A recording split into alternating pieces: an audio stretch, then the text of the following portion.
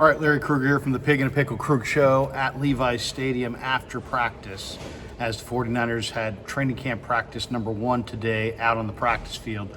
All right, what stood out? And of course, we're brought to you by Pig and a Pickle, best barbecue in Northern California. Check them out, Emeryville, Corte Madera. They're open 7 days a week from 11 a.m. till 8 p.m. or until they run out. Pig and a Pickle, the best barbecue in all of Northern California. All right, what do we see on the practice field? There was a great little pass from Purdy to Guerendo in the flat, and Guerendo just took off down the sideline. Incredibly explosive play, and just kind of flashed the kind of explosive ability that Isaac Guerendo has out of the flat. I mean, you throw this guy to him. I mean, this guy, to me, the reason I'm so excited about the potential for him as a fullback is it just like he catches that pass in the flat that Roger Craig used to, that Tom Rathman used to, except he's got 4.3 speed, and he's just he's explosive, and that was really impressive. There was another run where I thought Cody Schrader had a really nice run. That was impressive by Schrader. Patrick Taylor, the free agent and came over from Green Bay, had a nice run today. There was a Taylor Hawkins forced fumble. I believe it was against Juwan Jennings, where the play was over and Hawkins came in and punched the ball out at the end. Really heads up play by Taylor Hawkins. He'll be challenged to win a spot this year. There was one nice pass, I think it was from Dobbs to Braden Willis in the flat. Willis, I think, could be a really nice impact receiver this year for the 49ers. The play of the day, without a doubt, no debate about this at all, Malik Mustafa. Oh my freaking God. Malik Mustafa had just the absolute play of the day. It was a deep ball from Dobbs deep down the field to Danny Gray. And it was, Gray's, the receiver. I forget who the corner was, and Malik Mustafa's playing looks like a deep third, and he comes over right at the catch point and just skied in the air and ripped it out of the air with one arm, and was just like, I got that. Just unbelievable. Just an unbelievable interception. Easily the play of the day. Malik Mustafa with just a savage interception against Josh Dobbs on a ball going to Danny Gray. And I asked Shanahan about it, and he's like, yeah, man, that was impressive. He was coming over the middle. He wasn't over the middle, but he was coming from the middle of the field and trying to help out on the receiver. And he arrived at the catch point, rose up in a crowd of 3 guys, and just ripped it out of the air savagely with one arm. And was like, I'm the big dog up in this beast. Malik Mustafa. Wow. That's all I got to say. That was a wow play today. Also, I thought Jacob Cowing looked really natural catching punts. The Niners had Ronnie Bell back there. They had Trent Taylor back there, and the rookie Cowing. Cowing looked very natural catching punts. I thought that was good to see. Isaac Guerendo, late in the practice, slid down oddly on the turf, and it looked like pulled his hamstring. So that wasn't good. That was probably the biggest negative of the day, was Guerendo pulling the hamstring. There was a really nice Debo catch against Renardo Green on the sideline. Debo looks like he's in tremendous shape. Patrick Taylor had a second really nice run. Cody Schrader had a really nice run, the rookie out of Missouri. One of the headlines of the day, as far as what's happened here in Santa Clara, is Trent Williams didn't show up. Now, obviously, Shanahan indicated at the end of the day at the presser that it is contract related. So obviously Trent's not happy with his deal. We'll find out more about the particulars I'm on his deal and what he's looking for, I'm sure, in the coming days.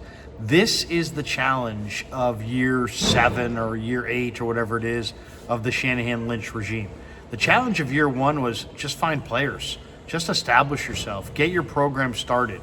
Now you've been to 2 Super Bowls, you've been to 4 NFC Championship games, you had 9 Pro Bowlers last year, you got a bunch of All-Pros, you've got a really, really talented team, and the challenge is keeping it together. So that's what this thing's going to be about. That's what this summer's about for the Niners. Can they keep it together? So Trent Williams holding out. Now, Brandon Ayuk didn't hold out; he's holding in. So he showed up for practice today. He showed up, but he just didn't. He just didn't put on the pads and didn't practice. You know, I asked Shanahan about it.